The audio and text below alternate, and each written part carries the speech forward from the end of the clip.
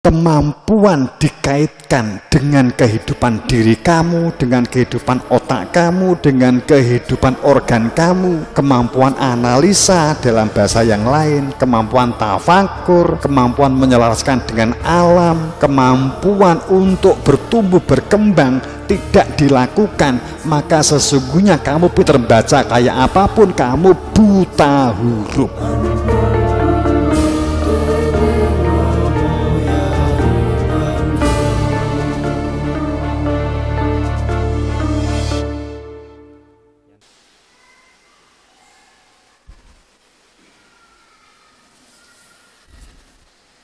Sekali lagi, saat kebenaran berbicara, mohon maaf sih, saya belum akhir, saya akan cerita ada apa ini di akhir-akhirin.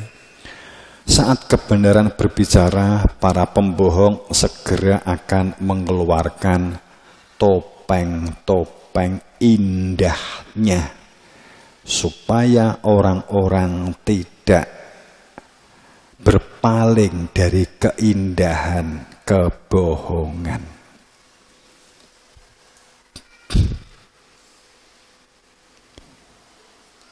Para pemakai topeng kebohongan mulai mengamati, mulai menganalisa, mulai menghipotesa, mulai mensintesa, tak sengaja basa ongel. Ya, tak sengaja emang. Ya mahasiswa kuliah toh. Tinggi memicu wis sinau. Iki gak kanggo wong sepuh. Sing tuwek-tuwek sekarawan tuweke. Mbah. Mbah wis gak butuh istilah sintesa apa, gak usah digoleki, Mbah. Gak usah digoleki.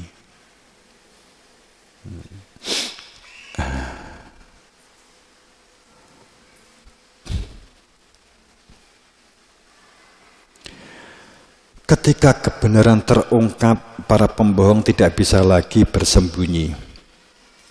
Mereka akan bergegas menutupi dengan topeng-topeng indah itu untuk mencoba menutupi kebusukan demi kebusukan yang telah menjadi ilusi yang dianggap real.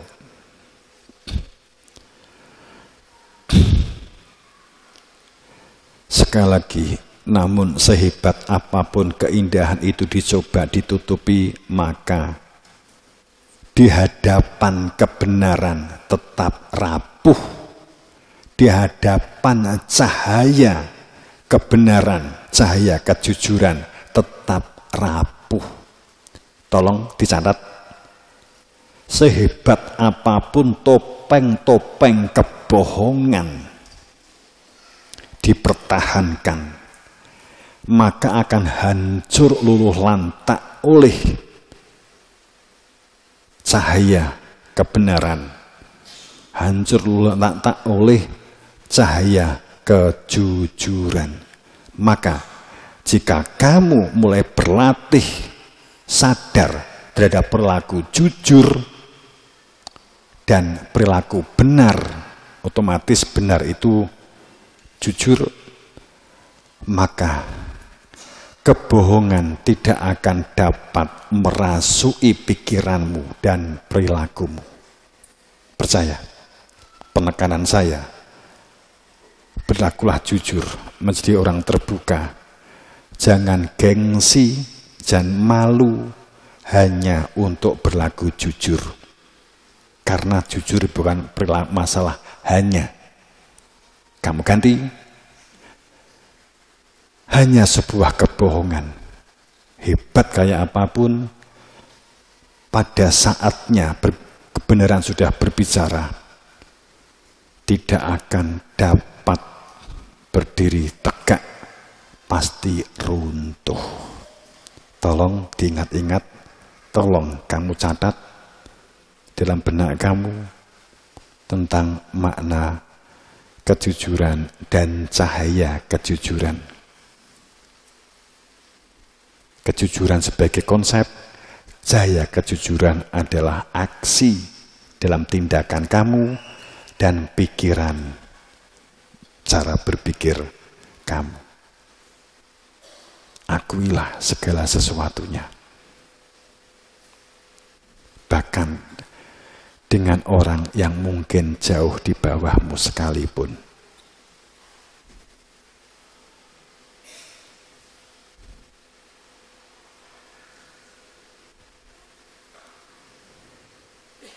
Penjelasannya tambahan hanya untuk stimulus saja.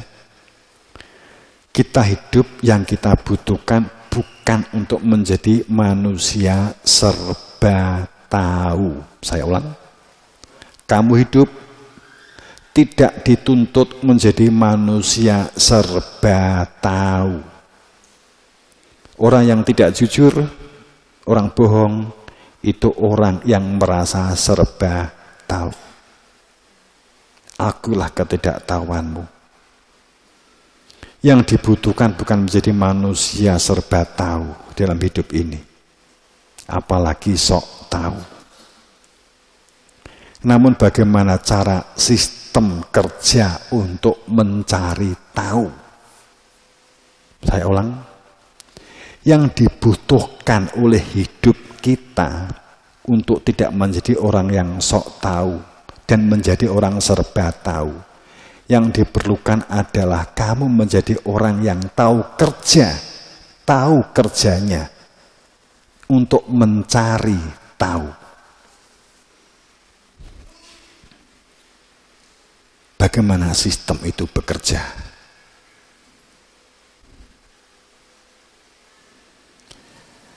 Kemana saya harus mengetahui untuk tahu tentang sesuatu? Itu yang diperlukan. Lekatkan dalam benak kita. Anda belajar. Oke.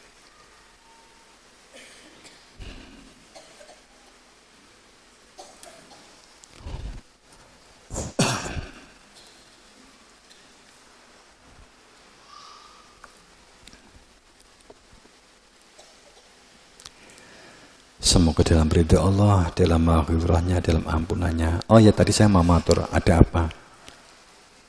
Saya menguatkan ini dalam bangunan mindset berpikir kritis dalam tindakan-tindakan yang jujur. Kritisnya berpikir dengan nalar, kritisnya perilaku dengan kejujuran. Tolong ya. Kritisnya akal dengan nalar dan rasional dan hati. Kritisnya tindakan aksi itu dengan kejujuran.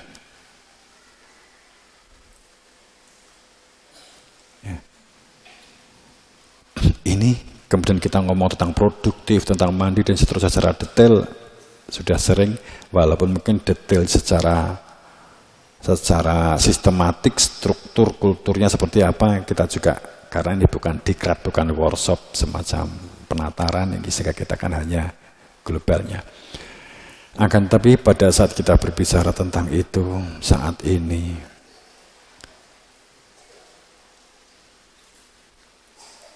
ketetapan kebenaran akan dimunculkan menjadi bagian sebuah kalimat.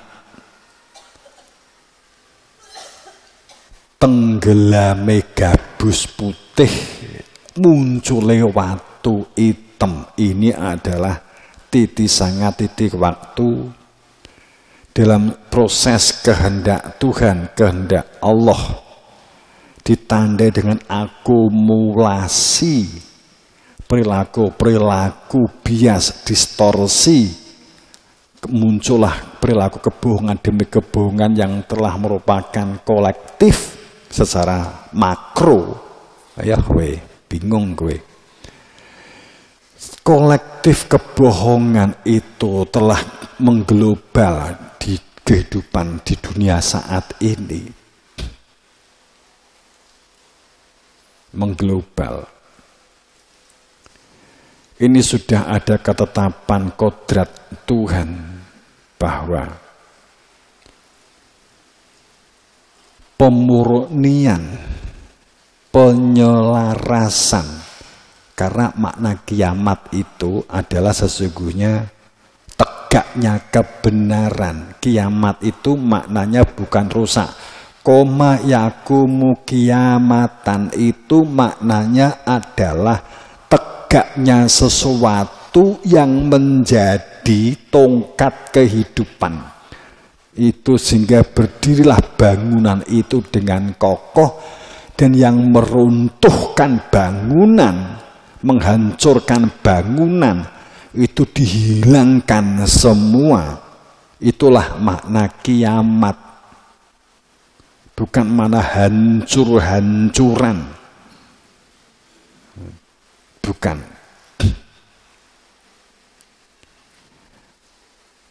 Pemurnian, pelurusan, ya, penyelarasan, selaras pikirannya, selaras ngomongi, selaras perbuatane, selaras hatine, selaras rasane, selaras individune, selaras interindividunya, selaras dengan alam, selaras dengan lingkungan, selaras dengan kesemestaan. Ini adalah keselarasan.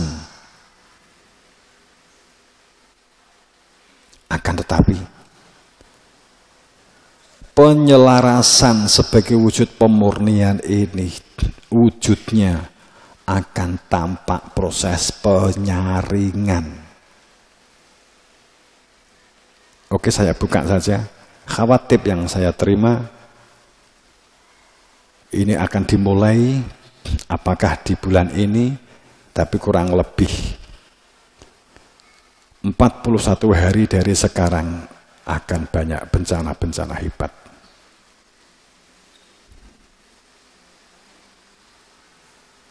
Bukan menakuti, tapi makanya latih diri kita untuk melakukan penyelarasan. Kritis dalam berpikir nalar rasional, kritis dalam tindakan jujur, adil, dan benar. Latihlah ini, berlatihlah ini, tetap miliki cita-cita untuk mengembangkan potensimu, eksplorasi, atau katakanlah eksplorasi itu apa ya? Menggali potensimu, tetap dilakukan. Secara waktu, blok-blok akan semakin berat, semakin berat, semakin berat. Maaf jika saya ngungkap. Saya biasanya nggak pernah ngungkap secara waktu, secara ini detail ya. Ini saya ungkap sedikit karena saya berharap jamaah dan santri ada kesiapan psikologi mental. Harapannya supaya dapat terkendali dirinya. Hal yang sepele, hal yang kecil lakukan jika itu adalah kebaikan kamu, kebaikan kita, kebaikan bersama. Lakukan dengan contoh. Saat ini musim hujan belum turun, pamannya begitu. Berlatihlah, apalagi pemanah jalur perumahan ke timur, saling mengingatkan. Kalau kita tidak siap secara individu, sehingga kita akan mengaku jika kita melakukan. Umpamanya ada tanaman kering, kamu berangkat ke timur, jalan ke timur, lewat selatan atau lewat utara, ternyata kering gitu ya. Umpamanya begitu. Kamu ingin nyiram, kemudian di dalam benak kamu, kok bolak-balik aku atau si nyiram. Jika kamu nanti akan terlontar kalimat mengeluh, aku terus toh sing nyiram, daripada apa yang kamu lakukan ini sia-sia karena keluhan kamu tidak ikhlas. Bukan berarti kamu tidak melakukan. Jika kamu tidak melakukan berarti kamu lebih parah dalam merusak aksimu, merusak kejujuranmu, merusak pola pikirmu. Apa yang harus dilakukan? Komunikasi, komunikatif, dialogis. Sebagai contoh begitu. Sekian banyak jika hanya karena kekurangan air, mati karena kekurangan air, menunjukkan bahwa sekomunitas besar ini, ya ustate, ya santrine, ya jeruk ini bobrok. Bagaimana mau memanage kehidupan ini? Kan gitu.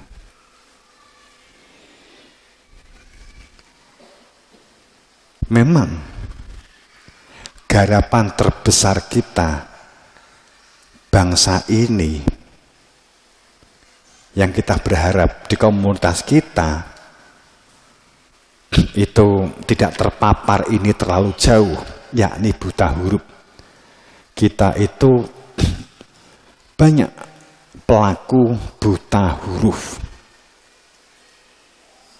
Karena sistem pendidikan kita itu adalah sistem menciptakan manusia-manusia buta huruf.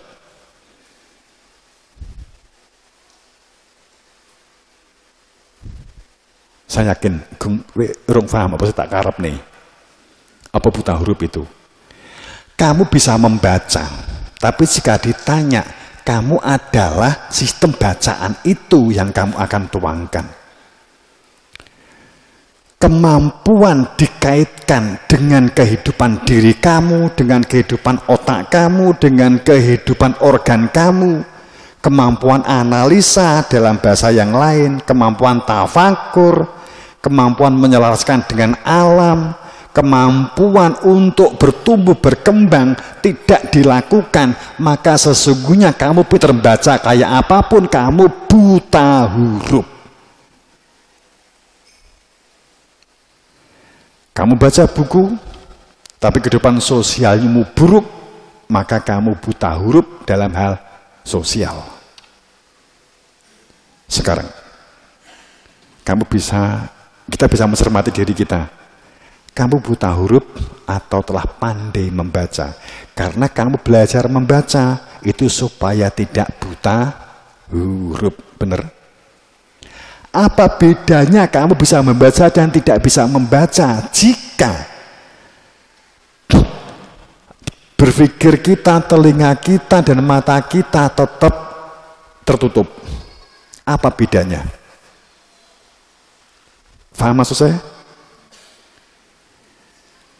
Seandainya kamu nggak sekolah, kamu nggak bisa membaca, menulis, dan membaca. Berarti dia buta huruf. Kan begitu kan? Apa bedanya dengan sekarang bisa membaca? Gimana? Pertanyaan saya begini.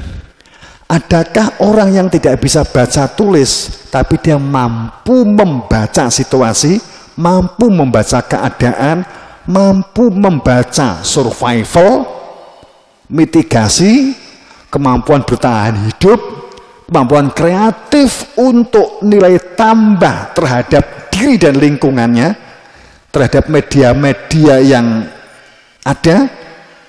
Adakah orang yang tidak bisa baca tulis, tapi dia bisa bertahan hidup dengan lebih baik daripada kita? Ada enggak? Banyak.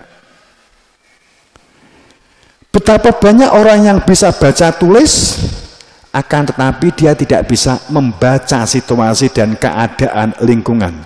Kadang malah merusak lingkungan. Ada enggak? Maka itulah sesungguhnya buta huruf. Jangan pandang buta huruf karena mampu membaca tulisan. Tapi sejauh mana seorang pendidik dapat mengarahkan anak didiknya, santri kita, supaya tidak menjadi buta huruf berkelanjutan. Oke?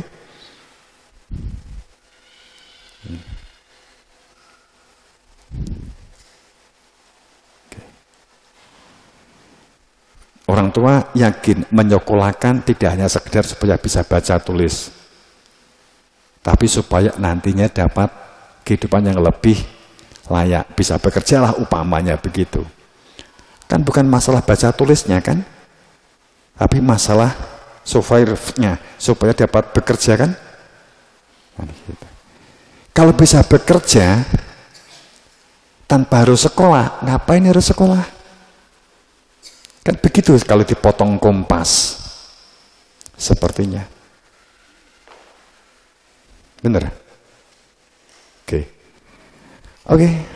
Kita berpikir supaya tidak menjadi manusia buta huruf. Kata kunci, sekarang Anda tahu apa itu buta huruf dan sesungguhnya buta huruf.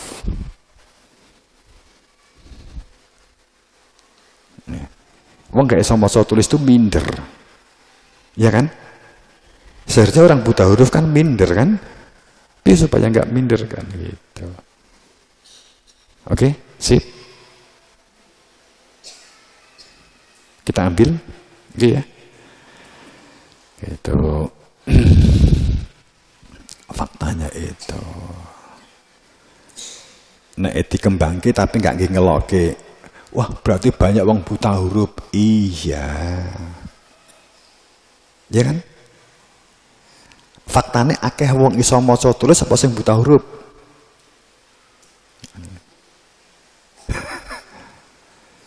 Nek ya buktinya keseharian saja. Kalau negara ini maju tumbuh berkembang ya berarti nggak buta huruf. Nek pimpinan daerah, lurah, camat, bupati, gubernur, persentase koruptornya tuh banyak banget. DPR pamane akeh banget sing korupsi. Berarti sing di dhuwur-dhuwur kae sing mimpin awake dhewe itu buta huruf. Kan ngono toh logikane? Sakjane diterus nih, pemimpinane buta huruf apa meneh rakyate. Oke. Nah, kono arep nesu gak sida to? Nah, gitu. Yes, gak apa-apa, dipimpin wong buta huruf, mergo rakyate ya buta huruf.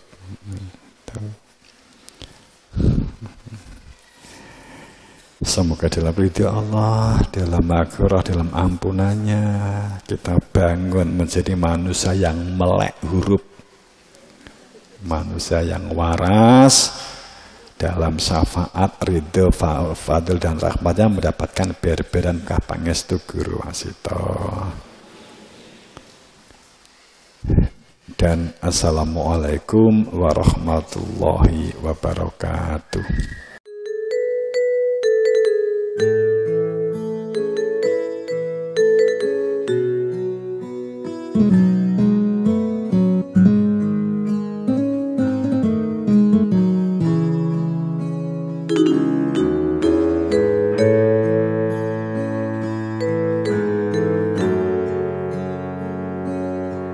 you.